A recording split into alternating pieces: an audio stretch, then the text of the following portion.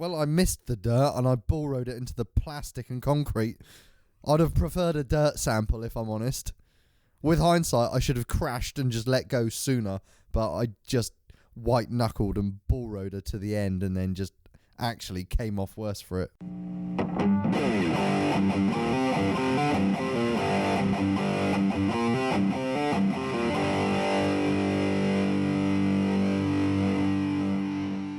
Hey everyone, welcome back to the Riders Lounge podcast for the 4th episode, and this time featuring quite a lot of nonsense with a good mate of mine, Jamie Squibb. I'm Steve Sommerfeld and I'm your host for this dedicated podcast to freestyle motocross, where we catch up with the best riders from all around the world. And I have to say, well done for all of you who have kept coming back to listen for more. If you're tuning into this podcast for the very first time, check out the previous episodes, which were pretty damn interesting, where even I learned something. And don't forget to check out the Riders Lounge Instagram, Facebook and YouTube pages with plenty of footage on my guests of this show and to understand more their backstory. Before we get started, I want to thank my personal sponsors, Lakes Networking from Australia. If you need any better time to convince your boss to set you up with a home office, then now is the time to do it. From requiring a new laptop or a home office setup, all network perfectly so you can stay in touch with your team from the comfort of your couch. Call Jason and his team.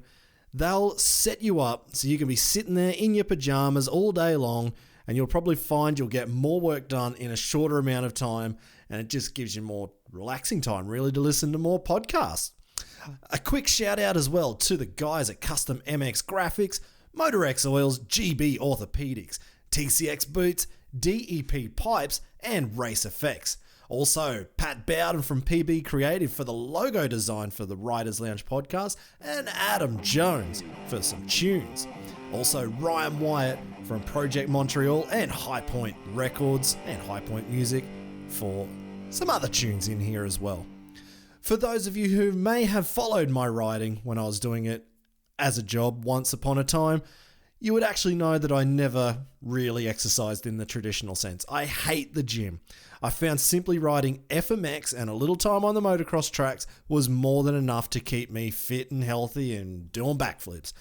But this past week I decided, since I'm not riding full time anymore, that I should probably at least jump on the rowing machine at home with a box of Tannen Zapfler alcohol-free sitting in front of me. That was a little bit of encouragement, and I had quite a lot of comments from that video I put up as well. And actually what I found, after any exercise, there's no better option to get rehydrated than having a cold Rothaus Tannen Zapfler alcohol-free beer. It's a robust and well-balanced beer and, of course, refreshes your body and mind. For those of you who are interested to see the best riders in the world competing at the World Championships or the teams event called Freestyle of Nations, make sure to grab your tickets from nightofthejumps.com. Check the calendar to see when Night of the Jumps will be in a city near you. Grab your VIP tickets, which gets you the best seats in the house and also the chance to meet the riders one-on-one before the event. And if you can't make it, we also have the live stream from each round of competition, hosted by yours truly. For this episode, I caught up with a really good mate of mine who has built some of the coolest setups I've ever seen at his place tucked away in the woods in Devon in the south of England. He's got one hell of a work ethic when it comes to building jumps, talks about drainage due to the significant amount of rain they have in England, more than anyone I've ever spoken to, and he runs his own FMX shows all around the UK, and he's still pushing to learn all new tricks, even while he's classed pretty much as a veteran in FMX at the moment. And if he's not talking about drainage or driving diggers, he's actually just more interested in playing with his pet Pomeranian Molly and giving her belly rubs. For this episode, I was a bit nervous actually playing it back, because normally when Squibby and I hang out, it's usually with plenty of riding, usually in pretty ordinary weather conditions in the UK or some pretty ordinary scenarios at some shows, and a few beers here or there, and we just carry on. And to be pretty honest, I actually forgot most of what we spoke about in this interview, because it was done at between 2 o'clock and 3 o'clock in the morning after 2 huge days of Freestyle of Nations at Night of the Jumps in Berlin, where actually Squibby was the team captain of the world team, which also featured Javier Villgeas and Josh Sheehan. We were ridiculously tired and just waiting for Squibby's taxi to take him to the airport for that early morning flight. So there's the disclaimer at the start of this, because there's a lot of rubbish, a lot of waffle. We carried on in this interview. Well, without further ado, let's get this started.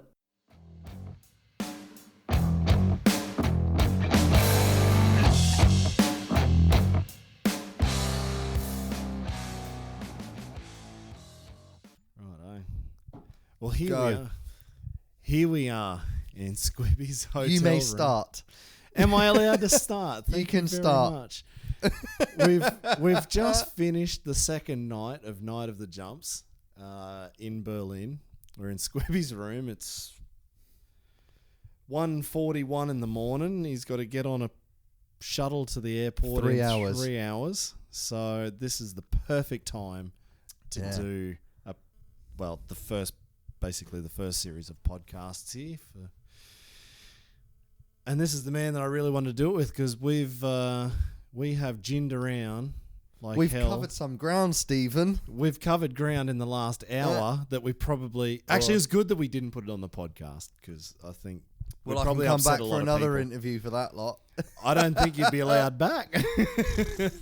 I'll be no. banished. I can do what I want. This is mine. It doesn't matter who I upset this time. Yeah, sweet. So we've just finished Night of the Jumps Freestyle of Nations. Team captain, Jamie Squibb for the world Probably team. the best captain ever. Didn't inspire much inspiration into his team tonight, because they got second place behind Germany. We got Jamie Squibb, welcome to Riders Lounge Podcast. That wasn't much of an introduction. It was the best I could give you at 1:40. We got robbed tonight. It was terrible. We got robbed. Last night we smoked everyone. The team, by the way. I say we. That sounds quite bold. Sheeny fucking killed it. Yeah. Sheeny's a machine on a motorcycle. Javier, super good. Me, I just made up the numbers. I was there. Now, can you remember what we were talking about 3 days ago? If you had an interview leading up to this event, the tricks that you would cover in the team as team captain, and who would do the tricks? Yeah, we had this dialed. So I was in charge of 1996 to 2001. So I'm going knack-knacks, double cans, whips, like maybe a seat grab. I was like, fuck yeah, like I can totally do that. And then Javier, he's in charge of 2002 to 2008. So he's got some flip combos and some pretty good technical upright tricks. Yeah, no worries. Javier's got that. Sheeny, dude, he's got the rest. Sheeny's 2009 yeah. on. Sheeny's 2009 to 2025. And that's exactly how it went down. Actually, on the first night, near on the second, it was pretty close. Yeah, you had a nice dirt sample in practice first day. Well, I missed the dirt and I bull rode it into the plastic and concrete. I'd have preferred a dirt sample, if I'm honest. Yeah. With hindsight, I should have crashed and just let go sooner, but I just white knuckled and bull rode her to the end and then just actually came off worse for it. Well, to give everybody who has decided to listen to this nonsense a little bit of imagination, Squibby went for a double knack and he's sick. And he did go for it. I did well, it. Sorry, you did. You're selling me short already. We're like 3 minutes in. Well, no, you did it. You did it bigger than you should have done. I'm underselling it because I've got he a went cold. huge. If I didn't have a cold, I'd have got back on that and rode it out. Yeah, exactly. Went for this huge double knack. The bike went further past 90 degrees than I've ever done in a turn down. Yeah, well, that's not hard. No, I didn't know we were still rinsing each other at this point. Oh, yeah. Anyway, let's get on to the story here. So he's gone for a double knack. He's hung it out to dry. The bike's past 90 degrees as he's gone over the knuckle of the landing, and he's still in full double knack position. Couldn't get back on, and it was a swap yard sale. I got back on, but the bike wasn't perfectly straight. the bike wasn't perfectly straight. So yeah, I got back on, and then I just kind of got a big old swap on down the landing, and she went a few ways a few times. Like Yeah. I don't even know how many times it fucking swapped on me because it was so fast and erratic. I thought I had it, but yeah, whatever. So as I was running over from the entry into the arena, and we thought it was Sheeny, and he's come out looking across. What's happened? Well, there's Squibby over in the corner, and he goes, "Well, it was nah." That was it. So it sounds like you had 4 swaps and into the ground you went. So you busted yourself in the first practice, first day. It's a 2-day event. You're pretty crook, but you threw down. Team captain's got a lead from the front. I lead by example, mate. What can I say? Put it all on the line. Well, luckily you did, and the troops followed, and Javier followed. Javier rode solid. First night, I think. Well, in the first day, he would have done about 20 lazy boy flips. He did. 10 to 12 in training, maybe more. Probably more. Maybe 14 in training. He was pretty up for a lazy boy flip this weekend. Yeah. I mean, I haven't done a lazy boy in a long, long time. Upright? Yeah, upright. Yeah. Let's set the standard. That's what I was I'm in thinking. charge Hang of on. 1996 to 2001. I think they know I'm not talking lazy flips. But I was like, fucking hell, I've seen so many lazy boys. So I was like, fuck it, I'm going to do one. And I've barely done one since I was last on a 2-stroke. When was that? 2012. That's when it all went downhill. Yeah, so I did one tonight. When you went to a 4-stroke. Did one tonight, yeah. So in your run? Well, no, sorry, this afternoon. Oh, there you Here. go. I did one here in Berlin. All right. Fucking, we don't need to narrow it down that much, mate. No, as I've been running around trying to organise the show, I didn't get a chance to see everything. You did a lazy boy in your run, but then you would have done everything right to cover 1996 to 2001. So you would have covered it well. No, so we've had an awesome weekend. The world team won the first night, which was pretty awesome. You've ridden now. This is your 3rd Freestyle of Nations comp. Yeah, it is, isn't it? Yeah. And number 3. You were you were in second place with the world team in 2018 in Nuremberg. But was Hamburg. Nuremberg 2 rounds? Nuremberg, we did 2 on the same day. Oh. And it was Pat Bowden and Ryan Brown and me. And we won the first one in the afternoon show. And then the night show, it was rigged once again for the bloody Germans. The Germans won that one. Fucking Germans. But when you won that afternoon show in Nuremberg, we killed it. Yeah, you killed it. Who got the trophy? Ryan. My mate Ryan Brown. He got the trophy. And he's like really good at freestyle, and he's going to get heaps more trophies. And what did he do? He took your last... Well, you didn't. You got one now. Yeah, but thanks to my new best friend, Josh Sheehan, I finally got a trophy. Poor old Sheeny. He's going to have to go see the physio because he's got a sore back from carrying the team of Javier and... Sheeny was the donkey. Sheeny saddled up and carried me round the arena. And I couldn't thank him enough. I know. And he actually... Yeah. If you're still listening to this after all this waffle, yeah, this is exactly what the TV show from these last 2 episodes are like, because day 1, they were clowns, and I'm trying to interview them and get some pretty serious questions out of them. Team Germany, always serious because they're straight down the line. That's Germany's way. And Team Spain, well, Michael, he was suffering a bit of an injury, and Mark was a bit nervous about his new trick, and Navas and Rocky, first time ever doing tandem in freestyle. So they were all pretty serious. The world team, world team was on holidays. Yeah, that's it. Oh, we get to ride indoors. There's no wind, no rain, no snow. Happy days. Yeah, that was probably just my attitude. Oh yeah, well, Sheeny's from Australia. It's not Javier's. Javier's from California, so probably no wind, no rain, and money. Wow. Fucking where do I sign? Steve's like, yeah, just sign here, mate. It's all good.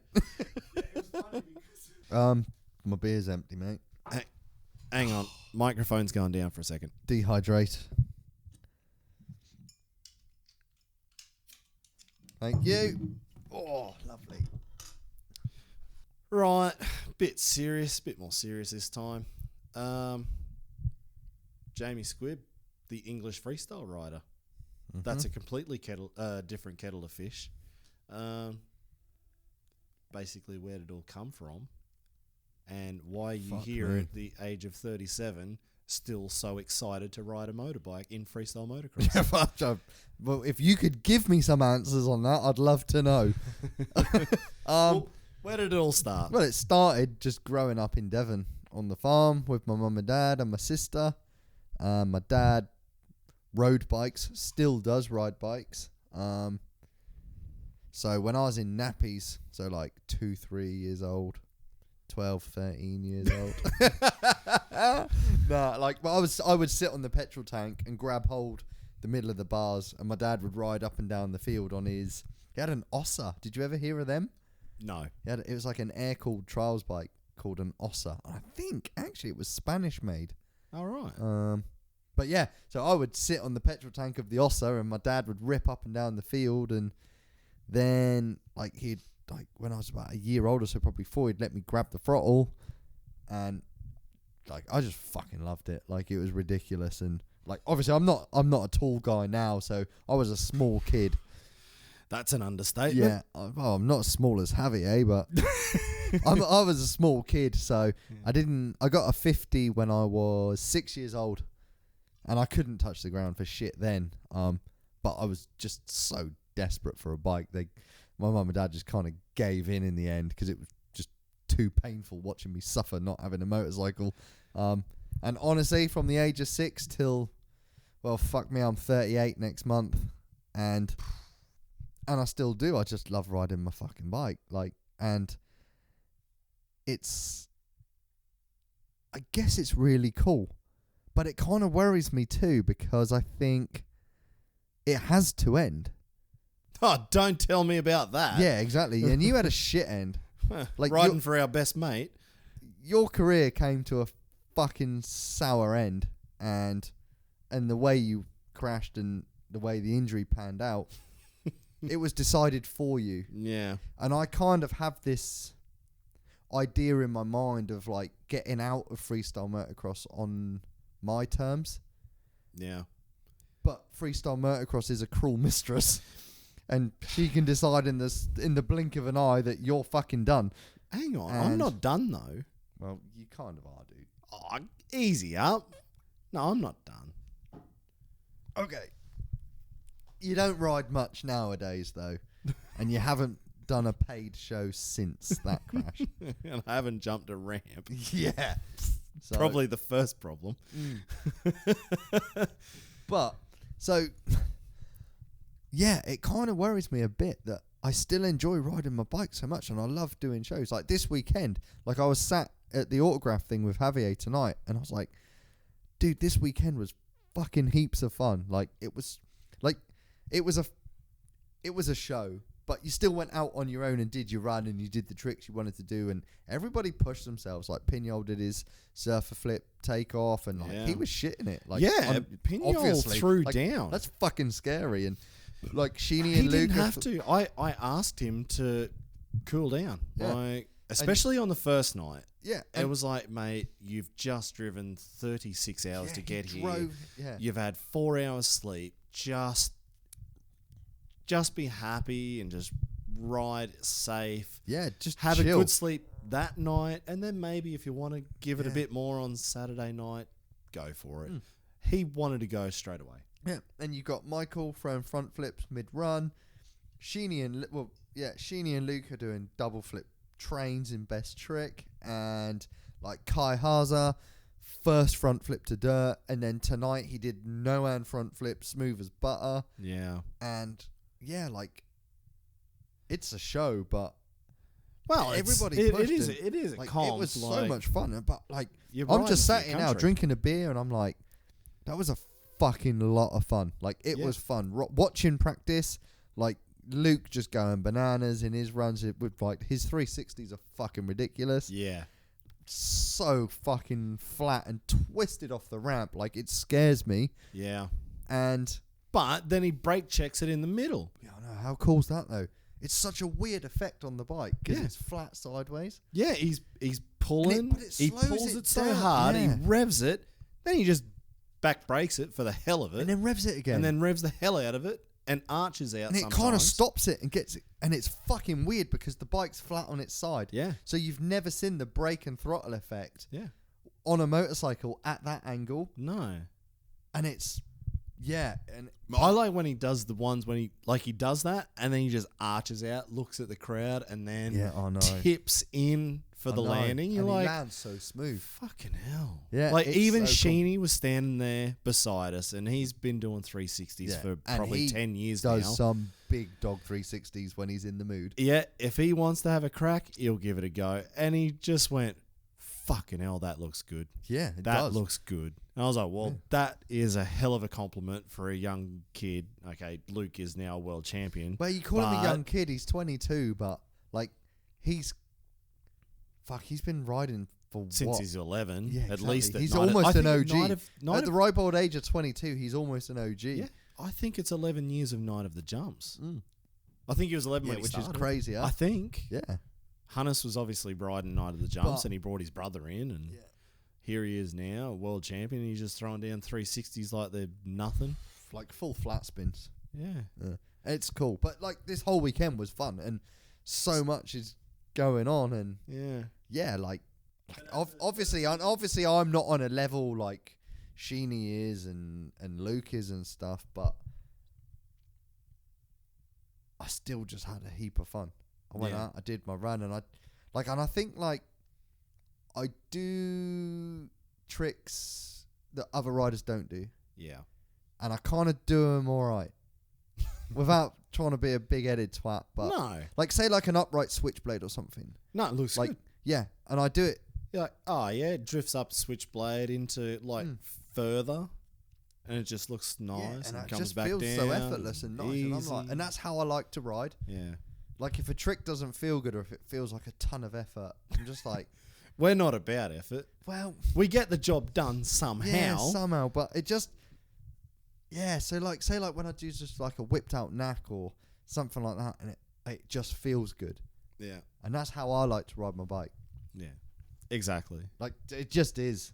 Like I'm not looking to get an extra 2.5 points because I did because I let go and landed one-handed or something. Oh. Like, I just don't care. Like put me in last place, man. It's fine. Like that knack was whipped. I was fucking. It felt good. I'm happy.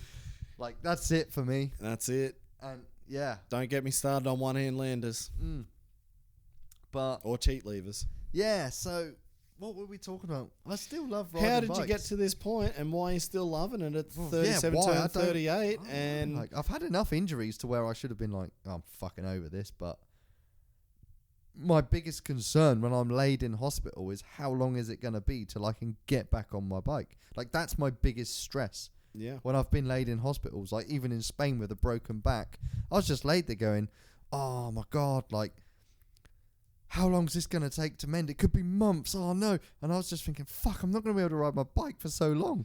yeah. And I know that feeling. yeah. Yeah, exactly.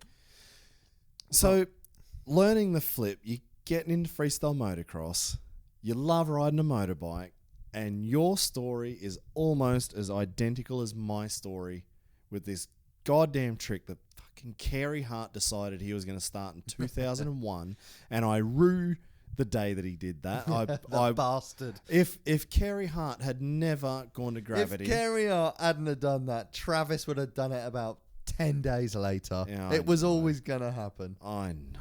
A fair play to Hart. What he did that day at Gravity was If he fucking wasn't wild. at gravity, I wouldn't have had to stress so much in my life. yeah. But tell me your story and tell the listeners your story because it's near on identical to Well, my I story. don't think and there's I any think that's where we've got this fair bond that we've missed the glory days and we're just a couple of old farts enjoying it now. hanging on by a thread. Hanging mate. on by a thread.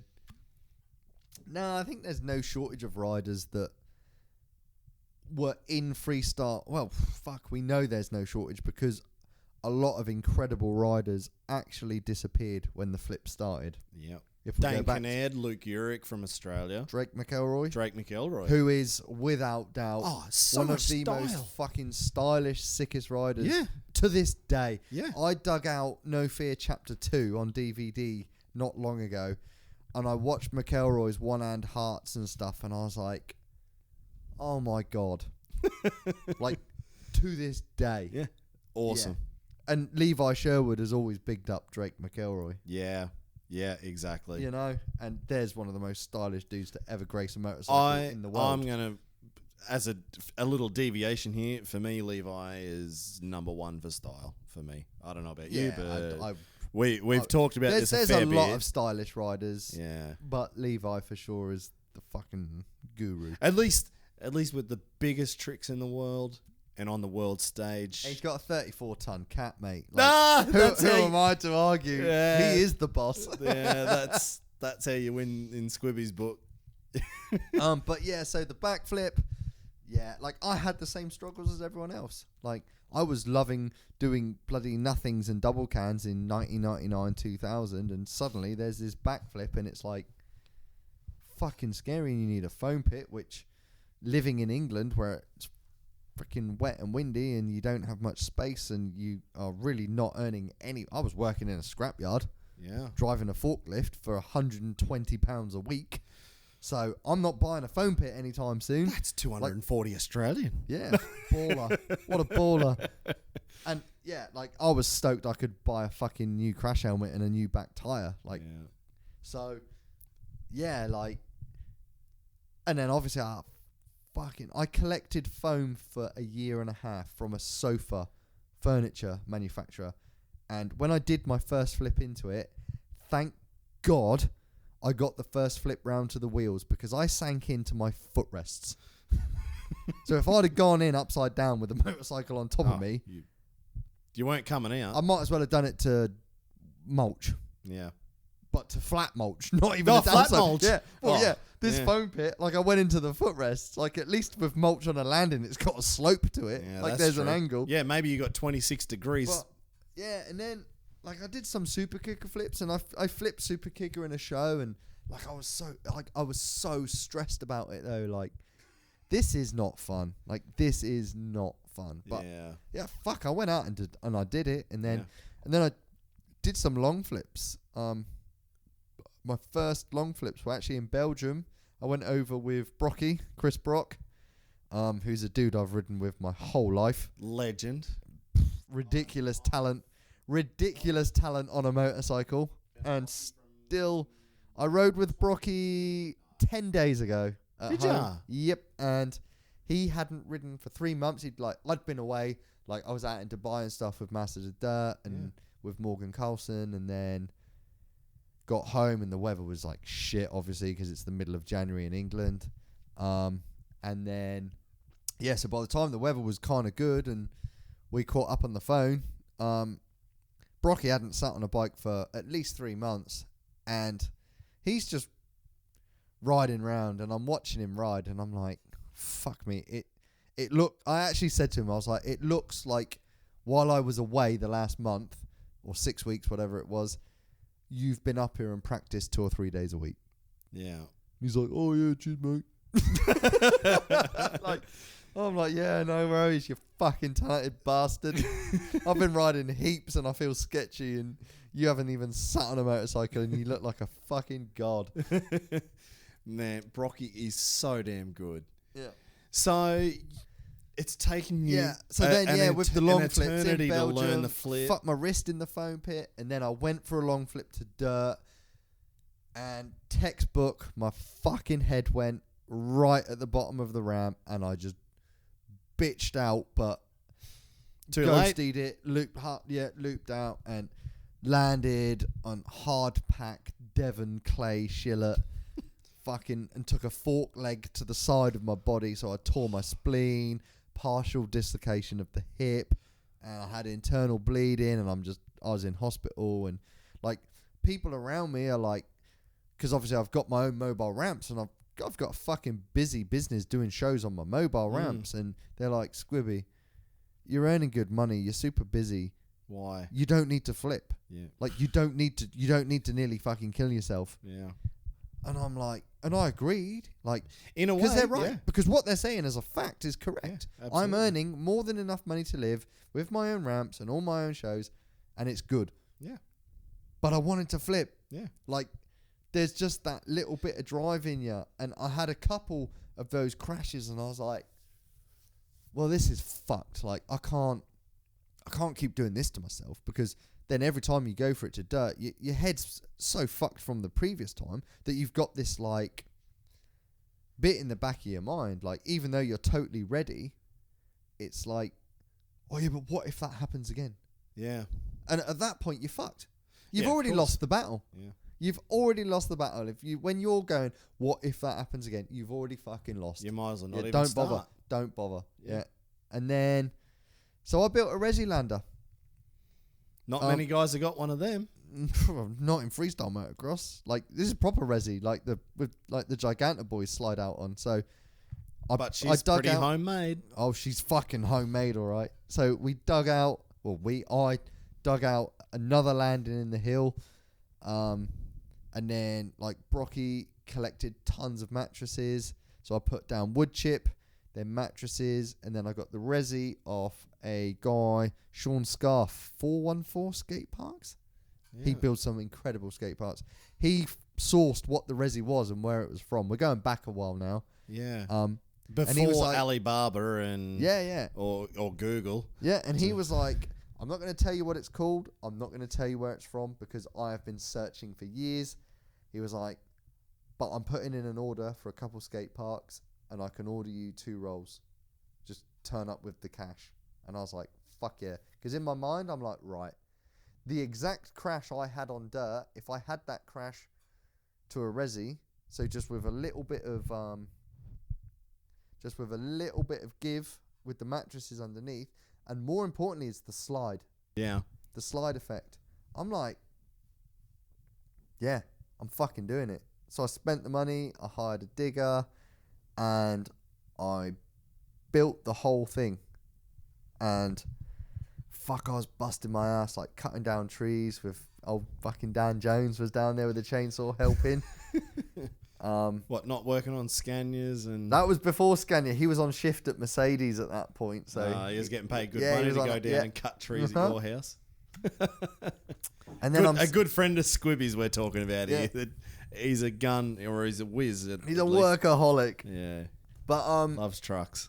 Yeah, so then I'm sat in the digger, and I just so I go on Instagram, and I see Ego Sato's crashed a backflip, and he's passed away. And I'm like, and I just look at this shit. Yeah, so you feel sick. Yeah. And then you just look at what you're doing, and you're just like, what you're wanting to do. Yeah, like, there's just fucking dirt everywhere, and like, you at this point with this project, and you're like so out of your depth, and the whole point behind it is to backflip, and then you just go on Instagram and A goes, under rotated a flip, and done. Of all the things that he's done, and I'm just sat there, and I'm like, and I just sat down, I turned the digger off, and I just sat in the pile of dirt, and I was like, what the fuck am I doing? Yeah. Like, maybe everyone else was right. Just do chill whips out. and double grabs and travel around with your mobile ramps. And I'm like, that was tough, because I remember that hurt a lot of people. Yeah. Like, it hurt everyone, because Ego was like the nicest dude. Yeah, exactly. And you're just like, not that if it was someone was like, no. Oh, that guy's kind of a dick, so whatever. But like, Ego was so fucking nice. And he said, like, this is my last year. Yeah. And it's, I know. That was, But I had the exact same thoughts at the same time. Of course. So then, I got the Resi built, and I got a concrete run up in, and was actually doing some shows for Monster Energy with Andre Villa in the UK using my ramps, and he come down the woods riding, and it was just one of them good days where the energy was fucking, like, he flipped the step up and stuff, and I'm like, what? So I smashed a couple in the foam pit, and then it was like, fuck it, let's send it to the Resi. Like, it's been a good day. the energy's... All the energy was Yeah. right, and there was a bunch of people hanging out to help and move ramps Which you around don't and stuff. normally have down there. Yeah, of course not. Like, it's kind of lonely in Devon sometimes. At least down in the woods at your place. Yeah, it is lonely in the middle woods. of nowhere. Yeah. So yeah, and I got it done to the resi, and then it was just the stepping stone. Yeah. It was just, we all knew I could flip. Yeah. Like, after I crashed that flip to dirt, 5 months later, when spring come round, I'd swapped bikes. First flip in the pit, perfect. So we knew, like, you can do a backflip. Yeah. It's just the commitment. You just needed that stepping stone. And then I just rode a bunch out on that resi. And then, like, obviously English winter's coming around again, so I just carpeted it, made a concrete loop all the way round. So I'm like all weather set up, meshed everything, and what was that, 2013? Yeah, that was 2013. So that's how I got eventually Did there I with the backflip. Did I learn my first flip to dirt before you? Yeah, I think you did. I was 2012 at Clinton's. There you go. Hey, you're ahead of I your was time. ahead of the game. You're ahead of mate. your time, Steve. I was ahead of the time. I was only 11 years after Carey. Yeah. Bloody hell. But it's funny though, isn't it? So it's taken you however many years to get to that point from when you first started Oh yeah. to when you finally landed it. 5 years from my first super kicker flip Yeah. to landing one at like 75 and then doing it regular and getting it locked down. Yep. Yeah. Which I sounds was- so pathetic. Sat here now. No, saying it that, doesn't. it Because sounds I was pathetic. 6 years, so 5 is just fine. Yeah, but you know what I mean. I know. I feel like an How many- absolute squid. How many people are like, yeah, I did like 10, 15 in the pit and then I just went to that, and you're like, oh yeah, not bad. But I feel like because I don't know. I don't even know how old We I was straddled that when- generation. Yeah. There's this new generation, and it's all to do with like the mindset and What is possible? yeah. So people getting into freestyle now, they're not like, oh my god, backflip. Oh my god. Well, that's they're just more. like, well, that's what you got to do. Well, you got a double flip. I used to hate going to shows. I can't remember where it was. It was somewhere in Australia, maybe Kingaroy or I don't know. It was for a mate of mine, and I turned up there, and there was one guy doing a backflip and two guys, me and somebody else, maybe my mate Pete Anderson, and we were the non-flippers. And you're coming around the corner, and you're about to go to the ramp, and this kid's like, do a backflip. I'm like, Oh, no, and it's so. I can't do it. Now that I can flip, because you get it so Do a much. double flip. Oh no! Can you do a flare? Someone said to me last year, "Are you gonna do a flare?" And I was like, "Well, you're talking about freestyle like you know what you're talking about, but you'd also know that for me to do a flare, there'd need to be a fucking quarter pipe in this arena. So just shut the fuck up. Like, come Big on. difference. Yeah. Yeah. But obviously you don't say that. Your brain says that, and Yeah. you just go, "Oh no, not today." Yeah. Yeah. Oh, I wish I could. Yeah. Sorry. That's the thing. And that. Sorry to let you down riding through horse and cow shit in the wind and rain. Yeah. Yeah, sorry I didn't do a flare. Well, see, that part of it, I'm glad I didn't have to deal with, because you have to do almost, let's say, 50% of your shows are in the wind and rain. Probably more. Living in England, we get some testing conditions. I would deal with wind, but see, in Tailwind's Australia we sweet, don't. though. If it That's the thing, rains, tailwind I couldn't give a flying fuck about. yeah, Or even Oh, well, the headwind. tailwind's The not a problem. crosswinds is the it's the fucking cross. Yeah, bitch. exactly. But honestly, like with mesh and carpet, I would rather ride in the rain and no wind yeah, than a crosswind yeah. every day. And see, when I first came to Europe in 2014, and I jumped my first 8-meter radius ramp with Hannes Yeah. in Niederdoller, and I got a speed check behind him. It was at 21 meters, which is 71 foot. No, 69 foot. Is it? 75 is 23. Oh, yeah, no, 72 is 22. Yeah, so 69 feet, and I was like, well, first he was telling me, yes, it is 21 meters, 8 meter radius. I'm like, talking feet, because that's how we say it, because even though Australia is completely metric, for some stupid reason, You're still on feet and we're inches. still on feet and inches for jumping distances in freestyle motocross, because it all started in America. Yeah. And so 75 feet, what the hell is 21 and 23 meters? And he had mesh on the run up, mesh on the ramp. I went, all right. And I got on the run up and I gave her some berries and nearly took off. And holy hell, all right. And I got a speed check behind harness. And he jumped it, and I went, are you serious? Is that how slow you're jumping that jump? He's like, well, you just heard my bike and you followed me. I don't know. I don't think that's right. And so I followed him after a couple of speed checks, and I gave her some berries, and I launched. I probably went 26 because I had so much traction, because you guys have got mesh all the way, whereas in Australia you're on dirt onto plywood where you got nice tyre marks. Fuck, I don't know how you do it. But it was just normal. I remember. I don't know how you do it. I don't think I could make myself do a whip or a flip off a ramp without mesh on it. Oh, you go do a show, or actually there was a competition at Shuey's house in Boona, and Joe Shepherd, I don't know if you know Joe, but I know the name. He does some dirty whips. He's got some nice big whips, and he would just carve that ramp, and there's just tyre marks leaving the corner of the ramp. Yeah, because we're sliding off it. Exactly. Yeah. But that's normal. Well, it was for us. Yeah, fuck. So when I got over here to Europe, and you guys are using so much mesh everywhere, and then you've got carpet on your mobile landing. Yep.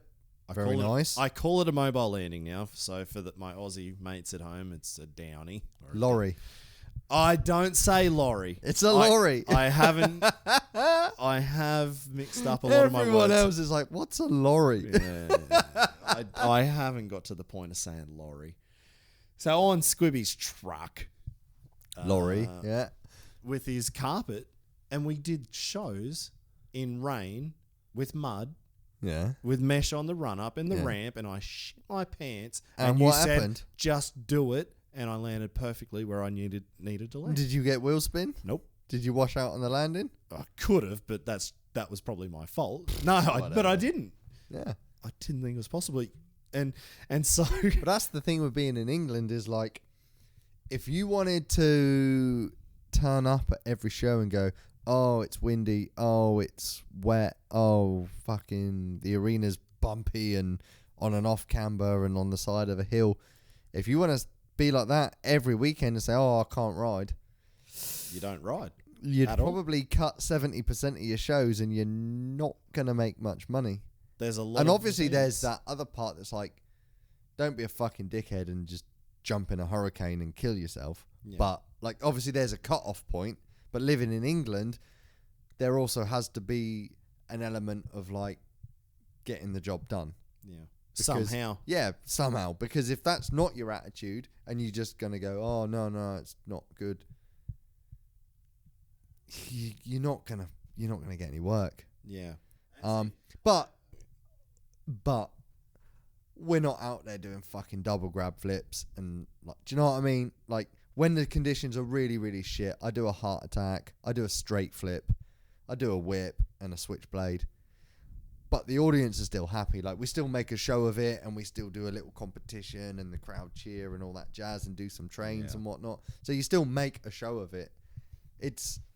But you just kind of get in the lorry and go home and you're like, lorry? Fuck, that was cool. Like, I didn't do a fraction of what I'm capable of, but we did our tricks. The crowd cheered.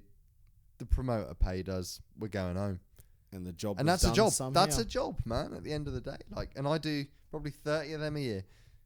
And some days they're fucking perfect. Dead flat, no wind, sunshine, and you're like, yep, I'm going to throw ruler flips today and all my tricks because it's fun. Yeah. And other days, but that's just like every day at work, right? In any line of work, I think. Good days and bad days. Yeah, exactly. Just sometimes it's a bit more dangerous. Well, yeah, our bad days are usually like broken legs in hospital, but Yeah, that's I it. try to swerve that. That's it. So, we're talking about your truck. You've got into freestyle motocross. You've learnt the flip now.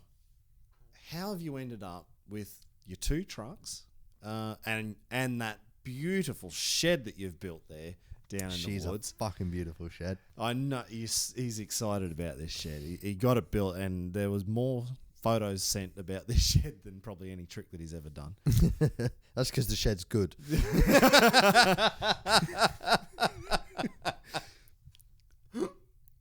But how did you get to the point of going, I need to get a truck and do this? Because Well, the trucks came along way early. Well, see, I always thought Way early. Funny enough, the first truck I bought was off your mate Rocket, Dozer guy. Rocket. Yeah? Did you not know that? The first ever mobile ramp I bought was off Rocket. He built one, but he never got any shows with it. And then he was selling it because he needed some cash. And my dad just looked at me and went, fucking buy it. Wow. And I was like, I don't have the money, like, because at the time I didn't. I'd left the scrapyard and I was like a tree surgeon for a while. And then I was just going strimming banks and shit for my mate Rabbit just for like beer money so I could go party on the weekend. And my old man was like, fucking buy it. And he actually lent me £1,000. Wow. And that's actually quite cheap for this lorry was fucked, mind you. It was 90 horsepower, 4-speed, non-turbo. And we averaged 40 miles an hour, which is like, what? 60 kilometers per hour. Is it? Ish. Less. No, 40 miles be about 60. Oh, anyway, it was fucking slow. But we did a bunch of shows, and then obviously I paid my dad back, and then we did loads more shows, saved up money, and then we just transferred the ramps to another lorry. And suddenly we got this lorry and the lights work, the wipers work. We had a stereo, like we could listen to music. Whoa. And fuck, dude, Slow down, then Squibby. we went, and You're living I'm the like, dream. I'm like, we will literally go anywhere on planet Earth in this lorry. Like, no fucking worries. If you want to pay the travel and the fee, we will drive there. Yeah. And we went everywhere, which then earned a bunch of money to get like good lorries. Well, not good lorries, but heavier weighted lorries. So then I had like higher landings and the whole bottom end's on hydraulics. It's all watertight. We've got bunk beds in the back. So say for like a 1-day show now, we just shower at home Friday, jump in the lorry, drive to the show, bed, get up in the morning, do the show, get paid, jump in the lorry, go home Saturday night. Grab a cider on the way. Well, you can have a cider. I don't really like cider, but Oh. We were just looking at I'm buying from a the cider bar. yeah, that's why I was investing, because I wouldn't drink the profits. Ah. Oh, so you bring me in. Yeah, well, yeah, you'll drink the profits of fucking anything. So yeah, so that's like the business now. So yeah, I've got two mobile landings now, and last year was like really good with, like, I had a bunch of like the UK kind of county shows and town fairs and whatnot booked, and then Nitro Circus have got World Games in Cardiff, which is like an hour from my house. Yeah. So we ended up doing a bunch of media stuff for Nitro Circus, and then we did Download Festival and Butlins, which was a ton of fun. It's like a holiday resort, and it's just drunk people everywhere. So last summer, Sign me up. yeah, exactly. So last summer I had like both mobile ramps just running around flat out, and Brocky was riding, and my mate Charlin's on the mic because obviously he's in a band, so he's fucking well good on the microphone. Have you got more beers in that bag? Well, I don't. But I think, Mate, we're going to have to cut this interview. I think my hip flask's in here. Oh, nah. No? You're going to have to talk about me while I'll cut that part too. Why? Because I will. Because we're semi-professional in this job. Semi-professional. It's fucking 2:30. The taxi takes me to the airport in 2 hours. Come on. Yeah. Stop waffling. Let's get down to the nitty-gritty. That's it. Oh, man. Well, actually, you said just before about Morgan Carlson, and you've done a fair bit of work with him, and you've just been out at Abu Dhabi. Yeah, over the years, man. Like, I think Me and Morgan first rode together in 2003, which is quite a while ago. It was at Arnhem Supercross. Yeah, right. When the AMA did the World Championship thing as well. So, like, McGrath was racing, Fonseca, Langston. What, you did a show? Yeah, we did a freestyle in front of show. them? Yeah. Nice. Yeah. I showed McGrath what a real knack looked like. Oh, now the smack talk's back. Oh, my God. They took their jobs. Yeah, I took his job. So you've... Yeah, so that was when I first met Morgan, 2003. And so you've been out at Abu Dhabi. Yep. You've just smashed out a month's worth of shows. That's an exaggeration. I was there for a month. All right. I did 2 shows a week, and it was fucking awesome. Like, it was so much fun. We did shows Thursday and Friday night. We had a nice hotel. We had hire cars, and we just went on day trips. And, like, obviously, this is the thing, like, coming from England, like, at home it was just fucking pissing down rain non-stop and freezing cold and blowing a gale. And I'm in Abu Dhabi just riding my bike twice a week with a bunch of cool dudes that I'm friends with. But yeah, like, it was just super fun. Like, we did 2 shows a week for a month, and then we was all going home. Well, everyone went home, and Morgan was like, "Oh, I'm involved in this movie, school fight movie." And he showed me some clip. Not that he needed to convince me, but he's like, "Do you want to stay a bit longer and just, like, help out a bit, do some riding in the film?" And I was like, "Well, fuck it, yeah, why not, eh?" So I was just on an airbed at Morgan's house, just, like, hanging out with him and his wife and the cat and dog, and having an awesome time. yeah, it was fucking sick, to be fair. Like, long days. Yeah. Like, different to freestyle. Movie works a bit different. Oh, mate, like, it was... We was at the house at 4:30, 5 a.m, and we were getting back to the house at 7:30 p.m. And it was fucking tiring. Doing fuck all day is tiring. Like, that's how I try and work. You're better off with something to do than just... No. Like, because all I do is I just do, like, some wheelies up and down, or, like, some donuts, and then, like, this opening bit, I had to just, like, do, like, it was a set of 4 steps, so I just went, like, double, and it wasn't big or anything, but it was just over and over and over, and it's just different, so different to freestyle. Yeah. Like, it didn't require skill, it just required, like, patience, I guess. Yeah. But it was fun, like, the whole crew, like, mostly English, and, like, everyone had, like, a pretty good sense of humour, and I enjoyed it, actually. Like, it's something I'd do again. Looked good. From the pictures you sent me, the videos you sent me, it looked awesome at the time. I think the movie's actually going to be pretty sick. Like, honestly, what I've seen of it is, like, got that real good British sarcasm, like, taking the piss. So I think, it's actually going to be a sick film. Tell me just a little bit about, like, because you're saying when you got there and there was a jump, whatever it was, and the director or whoever's telling you to do the jump, and you got a jump monkey, and you'd land on the same spot or whatever it was, and it blew their minds. Yeah, so there was this bit in the film where a dude called Greg, who's a fucking gnarly little dude, to be fair, he's doing this fight scene. So Ali Whitten comes flying in flat out, skids into him, high sides into this, and it's just like a layer of soft sand. So then Greg kind of cartwheels, and then the buggy comes in and stuff. But I had to jump over him. But they built this ramp, like, seriously, it was the height of the fucking bed.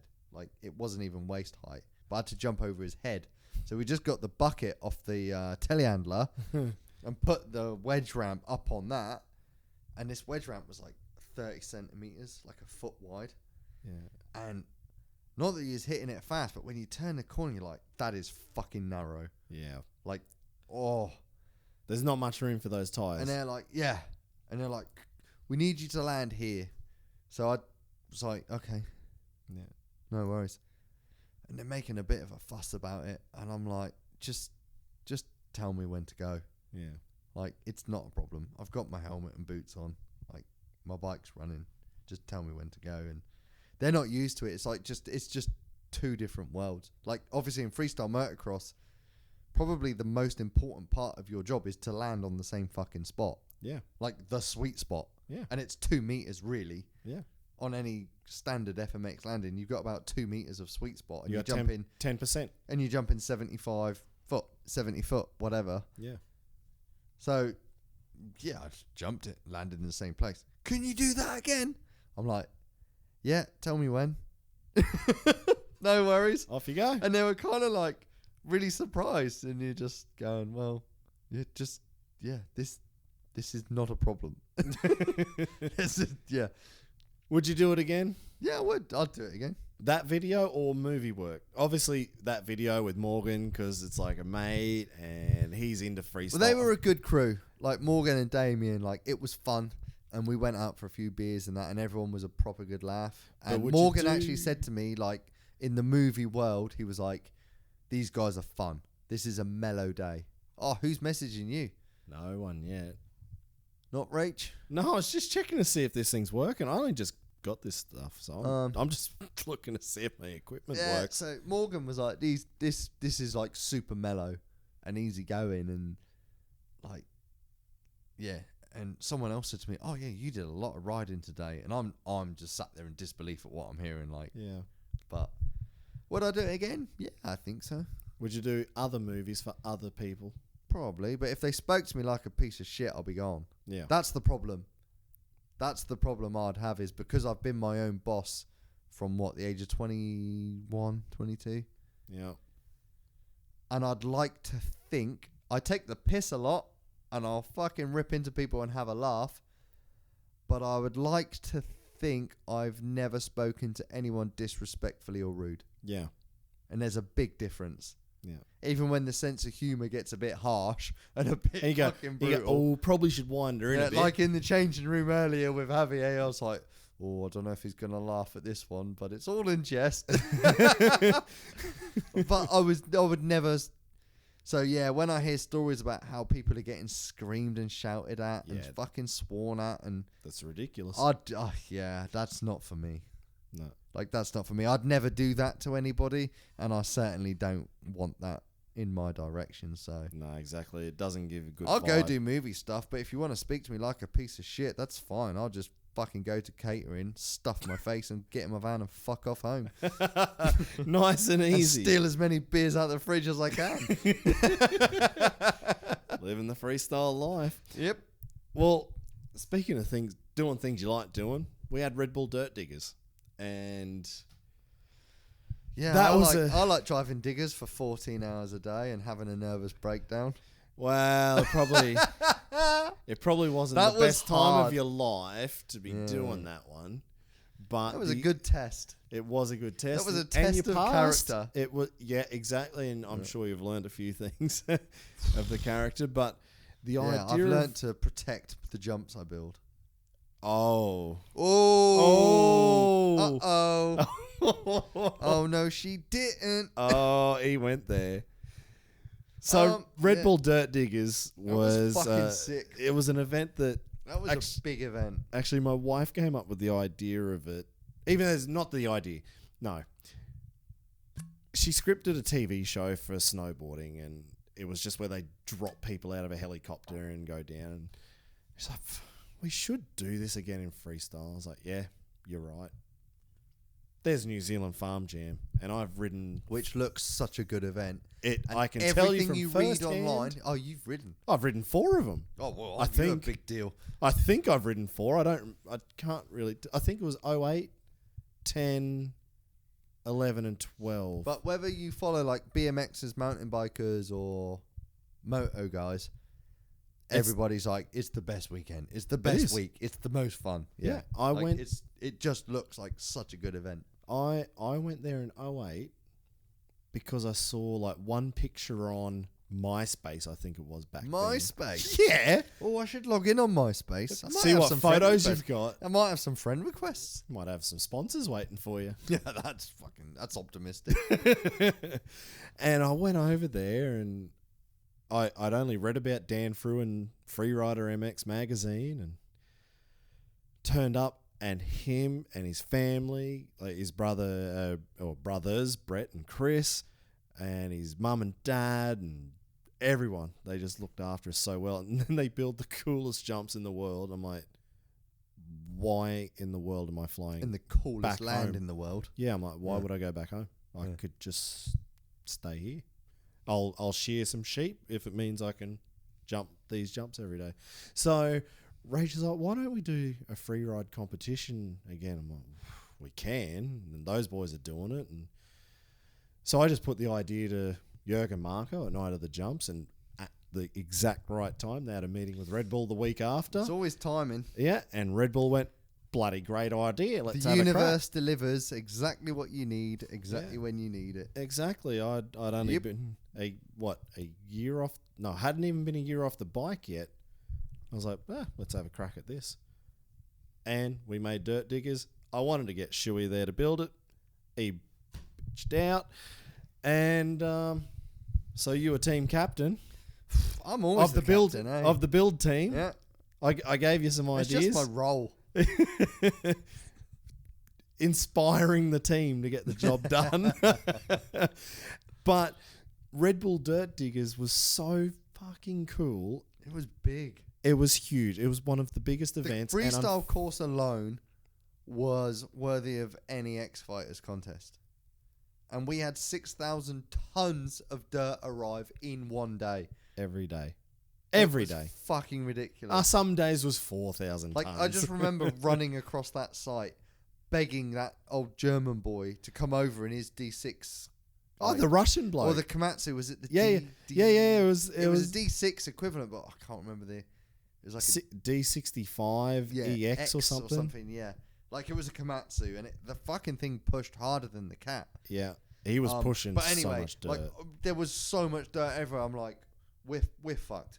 Like, we cannot keep up with this. And I was running up the pile that was there because some of the dirt coming in was the really nice material, and some of the dirt was lumpy wet clay. Yeah. And we're like, right, we need lumpy wet clay in the bottom, in the middle. We need the nice shit on top. So I'm jumping out the fucking cab, running up the loose pile. Check, you there. And I'm looking over, and there's like 6 more lorries lined up, and I can see dust coming up the hill where there's more lorries coming. You go, and I'm like, oh no, this looks like 3 more trucks coming. And you're just like going, right, okay, oh yeah, I've got to go book some more flights for the guys. And I'm like, are you fucking kidding me? Like, we are swamped here. Yeah, Colby wants another flight for Tyrone to come. Oh, fucking Tyrone. He's his What a video legend. guy Tyson, who turned out to be Tyrone.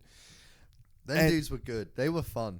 And yeah, so I was in the managerial role. So unfortunately, I've left the boys group because I was managerial basically. Bitched out of all the manly stuff in life. I jumped in those bloody dozes as much as possible. So we're building Dirt Diggers, and to me that's what we should have been doing. Like, it was fun. Yeah. It's what we wanted to do. You're building a jump, and you're building it for the right reason because you want to jump something fun and cool, and it's a cool event, and you were there in the thick of it. You were controlling it. I felt pressure because you had to ride as well. Well, yeah, like, obviously you're building these jumps and you're looking at them going, fuck, I've got to jump this. Like, it's one thing sat in a digger cab, just, listening to your music and wondering if Colby and Jared McNeil would jump it. Yeah, like, and guys like Gilles and that are just super fucking sick at riding bikes, and then you're like, fuck, hang on a minute, I'm riding too. Fuck. But I've just built... No, but I felt the pressure even more so in that there's all these guys turning up from all over the world, and Red Bull have put budget in, and Night of the Jumps are running the whole thing, and it's a big event, and you just sat in the machine shaping all these jumps and building all these jumps, and you're going, what if all the guys get here and just go, this is fucking shit? Yeah. And I'm sat in the cab getting excited, going, that looks wicked. We've got the really good dirt tipped on this lip, and it's packed in nice, and it looks a good shape, and that landing looks... So through my eyes, and I've obviously been driving diggers since I was 8 years old, so I've only been riding bikes for 2 years longer than I've been driving diggers. Yeah. So, yeah, I've got experience and know-how, but we're all different. We all like different jumps and different setups and different Some guys love a flat 9 meters. Other guys love a poppy 8 meter. Yeah. So when you're building dirt jumps, like you can't build that to cater from one side to the, like, you know, from one dude to the next. So I'm like, fuck, what if they all get here and just don't like it and we don't have time to change it? And we were already on the tightest schedule possible. No fucking shit. Like, we did long days. It broke me. It was... That fucking broke me. We were doing minimum I laid in the back of my van 16 Saturday 18. lunchtime and I curled up in a ball and I was like, I just pulled my hoodie over my head and my eyes. You were done. Like, no more. Yeah. I'm fucked. I walked out... when was it? Was it after? It was after lunch, right? Wasn't it? It was after lunch and... Right, everyone, back to work. And... you just walk past me. I have to lay down. And I just looked at you and I could see your eyes and I'm like, go right ahead, mate. I'll push on. I'll put rocket in your excavator. I'll jump in his dozer and we're going to push on. Oh my God. What was that? September, yeah. No, I wasn't in the best place of my life, admittedly, but that added on top of everything else and I was like, I just need to go lay down in the back of my van.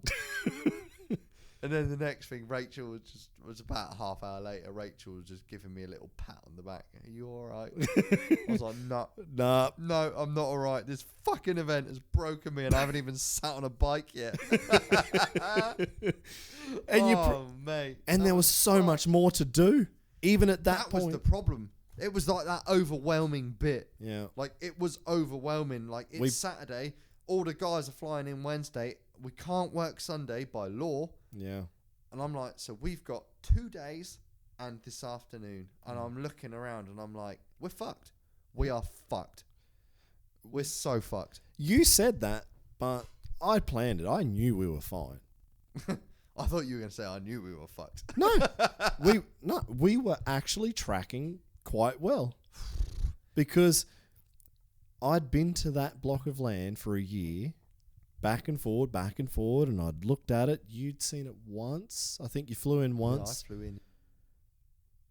Winter time, wasn't it? Yeah, so you were there 6 months, maybe 8 months before, and I'd done a fair few trips driving there back and forward, and I thought, yeah, we can get this done in 10 days. Actually, it was only 8. We only had 8 days to build. Working days, yeah. 8 working days to build Red Bull Dirt Diggers. And I was like, yeah, we got this. But if we don't, then just flatten it all, or not flatten it off, but just shape it a bit, and we'll call it. Yeah, that's the something. Jump. That's the jump we wanted to build. Yeah, it's something. But we actually built everything we Dude, wanted. The course we built was fucking sick. Especially, like, the big dogs were good, but ultimately that was just 2 massive piles of dirt. Well, the best part was the dirt was there, so we just and the freestyle course was sick. Yeah. But that was nothing new, especially. Nah. But that free ride bowl line, that cool. Turned out to be something quite special. Yeah, Squibb's Super Bowl. Oh, it was fucking wicked, wasn't it? Like, it was so much fun to ride, and like, don't know, mate. I didn't get to jump it. Oh, fucking there you go. But like Kai and Jared doing that hip at the end, and then taking off the side of that, fuck me, like that was gnarly. Yeah. But then big. How good was the hip line with the corner pocket? It took me how long to build? Plus. Yeah, like we're not going to rinse people here, but plus. Yeah, I was on overtime on that one. Yeah. But nothing has ever been built or jumped like that. Yeah. Coming hip, over, in, and then round that bowl, and then that just little wedge out. And that was actually a fucking big jump into that landing. Yeah. Yeah. I wouldn't have done it. It was, well, I nearly killed myself first time, didn't I? But then we made it loads easier. Oh, yeah, that's right. Gilles obviously fucking got over it. Yeah, and I think Gilles Colby. Made it look good. Yeah, Gilles, Colby. And me. That was it. Yeah, the first 3. And then we made it like, we shaped the corner better, put nicer dirt in, changed the lip, and then everyone did it. But it was fucking hard. Yeah. Like, that was a technical jump. So the funny thing for me personally was I've brought you in as the chief builder because you were riding the competition and you were building the competition. So that was your role because you had to do both and you had to know whether it was going to work or not. I knew. I knew. I knew. But we were bringing in big names, and you've got a Luke Ackerman there who is okay. He's not overly renowned as a free rider in any sense up until that point. Yeah, but he's renowned for being a fucking sick dude on a bike. That's why he was there. Yeah. He just goes big. So possibly he could go big on this. Let's see what he does. And he did. Colby Raha, Jared McNeil. Yeah, and that was the thing as well. Like, say like with Colby, that's someone we've never met. No. And he jumped big, gnarly jumps. Yeah. And that's his specialist subject. Yeah. And it ain't mine. No. My specialist subject is what we did this weekend. An arena with some 8 and 9 meters. Turn and left. Yeah. Turn left and do some tricks. Like, I'm kind of okay at that. Go real fast and turn to the left. Yeah. I'm kind of okay with that. Yeah. So I'm building these jumps and helping build these jumps. So it's like, fuck, like we've never met Colby. I've never sat and had a beer with Colby to even talk about jumps and riding, to sort of get a feel of like what jumps he would like, or whether he likes hip left, hip right, or like, you know, he likes some poppy or mellow, or like, you know, like no idea. And you're building these jumps and you don't know him. So you're like, is he just going to turn up and go, this is fucking shit? But the cool thing was, I was like, well, really, your job is to build this thing and ride it. Yeah, but and you want the guys to turn up and love it. But I didn't not turn up and go, what the fuck is this? No, but I didn't expect you to get through the sections as fast as you did. Who, me? Not after driven. Easy, bitch. 80 hours in 6 days. Yeah, it was 90 hours in 8 days, I guess. It was a lot of a machine. Hours in a so digger. I didn't expect it. I didn't. It's all about safety, isn't it? I don't want to see anyone go down. On the day of you practice, were going through. I was falling asleep on my handlebars when we were waiting to open the next part. I was slumped over my bars, shutting my eyes. Yeah. And I'm like, there's like 30 jumps here to hit between 150 foot and like even just a technical like 30 foot hip. And you're like, there's quite a lot going on and I am fucking knackered. Yeah. That's what I was. It was hard. Like, it was hard. I didn't expect it. I thought, nah, he's wrecked. I was wrecked. Well, I know you're wrecked, but I thought, nah, he probably shouldn't even be riding. Probably shouldn't have been. But you did. So probably should have just been curled up in the back of my van. Go back to where you were on Saturday afternoon. With Rach giving me a little pat on the back. Are you all right? And me just going, no. I've just got a text message from Josh and my wife. Where are you? So they're at the after party and you're about to get Yeah, but fuck, it's 3 a.m. and we've got 90 minutes. I can't go. You do. I don't. You can go party. I can go party. Well, wind this interview in then. I'm going hotel bar for one. Oh, yeah. Well, we might do that in a minute. So that's fairly easy, actually. That's going to wrap this up pretty well. We're at the 1 hour 10 mark. We barely scratched at the surface of my life. I haven't even got to the woods. We're going to have to do... Oh, we are actually going to do part 2. We will do part 2. We haven't got to the woods. We haven't even got to your movie collection and the amount of time you spend on Instagram going through bloody moto videos, because that's basically life for Jamie Squibb and belly rubs for your Pomeranian. I try to keep my screen time down. I don't like looking at phones, but I do like watching sick dudes on bikes do cool shit. Exactly. So well, let's wrap this thing up. Let's go to the fucking bar and get a beer, because I've drunk all the beers you brought, and I've drunk the beers I brought, so I'm clearly not going to go to bed and go to sleep before this fucking taxi takes me to the airport. That's it, exactly. That's the life. And I'm going to watch the rugby in the pub tomorrow with my mates on an all-day Super Sunday. Oh, Super Sunday. So my ribs are going to be fucking hurting by Monday. And no dozer guy for Super Sunday. What a bitch. Nah, so actually the funny thing is, we're sitting here doing this interview at 3 a.m, and our mate Rocket, has got his job. He's the ultimate drinker. So, well, actually he's the ultimate. A very quick comeback into the last story of Red Bull Dirt Diggers, because we didn't even get anywhere with that story. Yeah, we scratched at the surface. We scratched the surface of how awesome that was, but Rocket is Squibby's mate that... He's like, look. He's built ramps and let people ride freestyle at his place and all sorts. If you need a machine driver for this Dirt Diggers, however big this event could be, just call Rocket and he'll come. And I didn't really know Rocket. I rode once at his place when we did that one windy though, wasn't it? And we got wasted the night before. Sounds like normal. Yeah. And Rocket turned up. He pushed a lot of dirt around. He sat in the dozer. He was nicknamed Dozer Guy. And he drank enough beer to keep Frank the Tank from Night of the Jumps happy. And he's got a job now at Night of the Jumps as and that's the not main an easy task. Drinking machine with driver. Frank, that's an achievement. Oh, Frank did break Dozer Guy. Yeah, but like He's a German. His braking strain was far greater than a lot of other people. Oh, yeah. Yeah, exactly. He earned his worth. That's it. So we're sitting here at 3 a.m. and Dozer Guy is actually still in the Mercedes-Benz arena digging, swinging dirt, and he'll be. I think they have to knock off at 3. It starts again at 7. Yeah. By the time you're taking off your flight home, yeah, and Dozer Guy will be going back to the arena and swinging more dirt. I'll be on my way to London. And I think by tomorrow night, the Berlin Ice Bears will be playing ice hockey, where we just had. It's crazy, isn't it? All that dirt. That's one of the weirdest things is you do the show, like, I've had a fucking minging bug this weekend, so I've not been feeling my, like, strongest and my sharpest. Like, I've been... Didn't look like when you hit the dirt. Well, sorry, the rubber on the side of the plastic landing. and the concrete. Yeah, I didn't feel my best before that, and I definitely didn't feel my best after. But... yeah, it's just wild. Like, you do the show and, like, obviously the crowd are there and all the riders are going good, and you get caught up in the moment and you're just in that moment. Like, it's quite a special thing, really. Yeah. And then when we was at signing after the show, I was just getting more and more tired and more achy, and my nose was blocking again and my ears and throat were hurting again, and I was like, oh, fuck, I feel like shit.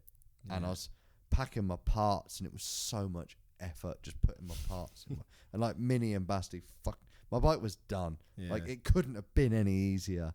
But even just putting the parts, I was like, oh, I'm fucked, I'm not good. And but think about it, tomorrow night there's going to be another completely different event in there. But when I left signing, you walk through that arena and you're like, oh my god, what goes on? Yeah, there's just scaffold everywhere and ramps everywhere and bodies everywhere and lights and speakers, and you're like, it's fucking ridiculous. Yeah. Like, and it's such a world removed from 2 hours before when you just sat on your bike with everything going on. Yeah. And you're in that moment, and then and then you walk through later and you're like, what? It makes me feel sad sometimes. Yeah. Like, especially like when we do MOD Vienna. And they build the sickest fucking dirt landings for the mountain bike guys, and those boys send it all weekend. Yeah. And then you walk through, and the digger's just ripping, and you're like, no, don't do it. Like, I could never be involved in the takedown of an event. Yeah. No, it would break my heart. Yeah. It would be like, it'd be like ripping down all my dirt jumps at home. I'd be fucking bawling my eyes out. Yeah. If someone said you got to get in the digger and rip these dirt jumps down and reinstate the land to normal, I'd be hysterical. Yeah. Yeah. I couldn't do it. Well, I completely agree with you, mate. Let's call time of death on this one. Yeah, and part one of probably 5. Yep. Let's go bar and get fucking beer before my taxi takes me to the airport. See you later. Yo. Well, there you go. I'm not sure if you learnt much from this interview other than listening to us two clowns cackle on like a couple of old kookaburras. In the meantime, before the next one, jump on the Riders Lounge podcast Instagram and drop me a message if you want to get a follow-up and a part 2 episode with Jamie Squibb. And better yet, if you want to follow up, what questions do you want me to go in there with? Maybe you can help direct the next interview much better than I just did. Also want to give a huge thanks to Rothaus Brewery, and whether you like the flavour of Pils or wheat beer, Rothaus has the best alcohol-free beer option for you. What's the difference between Pils and wheat beer, you might ask? Well, Pils is more like your standard crisp beer, and the Weizen, which means wheat in German, is the cloudier and more full-bodied style of beer with fruity flavours. The Tannenzapfler alcohol-free and the Weizenzapfler alcohol-free beers are the two best options after a big day of riding, or better yet, for us here on the Riders Lounge podcast to keep hydrated throughout this entire interview. You can find more information on rothouse.de. If you haven't already, please subscribe to this podcast in whatever platform you're listening to it on and give it a nice big 5-star rating. Make sure you check out our Instagram, Facebook, and YouTube channels for special content and behind-the-scenes videos and photos. I'm going to go and try and find the next guest now for the Riders Lounge podcast, so thanks for tuning in, and we'll see you next time.